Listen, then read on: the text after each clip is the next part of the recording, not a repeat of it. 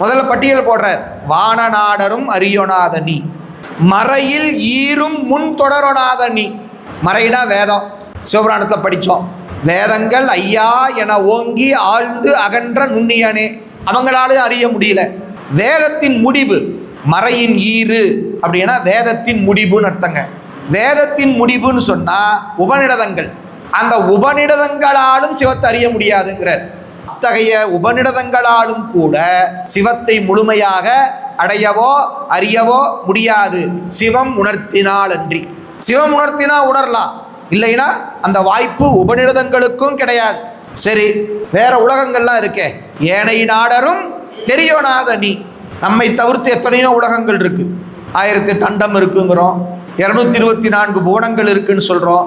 அங்கங்க நிறைய இருக்கிறாங்க. எத்தனையோ உருத்திரர்கள் எல்லாம் கூட இருக்கிறாங்க இல்லையா? அந்த உருத்திரர்களாலும் கூட தெரிந்து கொள்ள முடியாதவனாக இந்த சிவம் விளங்குகின்றார். ஏனை நாடரும் தெரியொணாத நீ.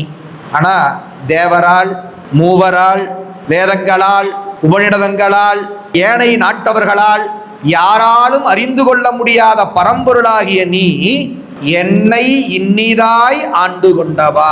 பெருமானே, என்ன போய் அப்படியே ஆண்டு கொண்டியே, எவ்வளோ பெரிய கருணை. அருவரத்தொருவன் அவனியில் குருவரனாகி அருளிய பெருமையினார் இல்லையா? அப்படி இறங்கி ஆட்கொண்டிய பெருமானே, உன்னுடைய பெருமை எவ்வளவு. ஆனால் அதை நான் உணராமல் விட்டுட்டனே, அதை நான் உணராமல் விட்டுவிட்டேன் என்பதுதான் இங்க வருத்தப்பட வேண்டிய ஒரு விஷயமாக இருக்கிறது. 2வது பாட்டில் சொன்னார் இல்லையா? கையிலங்கு பொற்கிண்ணம் என்றால் அரியை என்று உன்னை கருதுகின்றேன். சாமி, நீங்க எவ்வளோ பெரியவர். ஒரு குழந்தையினுடைய கையில தங்க கிண்ணத்தை கொடுத்தா அது பாதுகாக்குமானா தூக்கி போட்டு உடைக்கும்.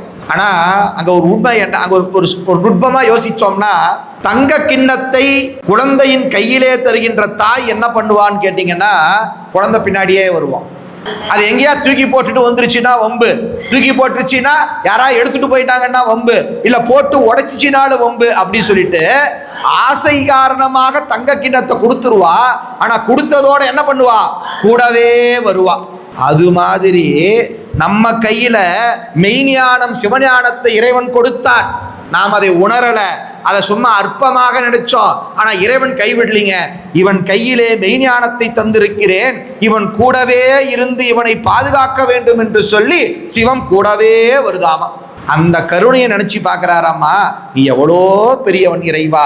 கையிலங்கு பொற்கிண்ணம் என்றால் அரியை என்று உன்னை கருதுகின்றேன். நீ எவ்வளோ பெரியவன், எனக்கு அருள் செஞ்சியே, அந்த நன்றியை நான் மறந்து நிற்கிறேனே இறைவா.